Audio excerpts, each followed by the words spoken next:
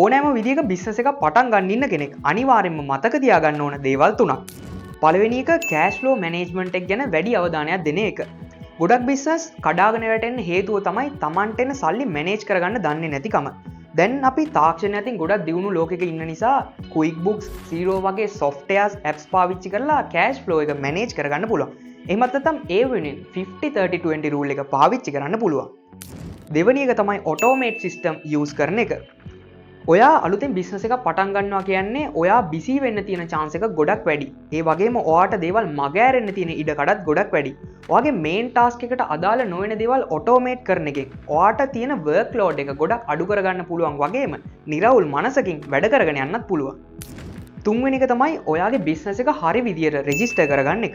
ඒකෙන් ඔයාගේ බිස්නස් එකට නීතිමය වශයෙන් ඇති වෙන්න පුළුවන් බලපෑම් වලින් ඔයාගේ බිස්නස් එක ආරක්ෂා කරගන්න පුළුවන්. ඒ වගේම ඔයාගේ බිස්නස් එක හරියටම මැනේජ් කිරීමේ හැකියාව අරගෙන සාර්ථක ව්‍යාපාරයක් විදියට ගොඩනගා ගන්නත් පුළුවන්. ඉතින් මේ කිව්ව දේවල් මතක තියාගෙන ඔයත් බිස්නස් එකක් පටන් ගන්න ගම මේ වගේ බිස්නස් රිලේටඩ් වීඩියෝස් බලන්න Biz Advisor අපිව ෆලෝ කරලා තියාගන්න.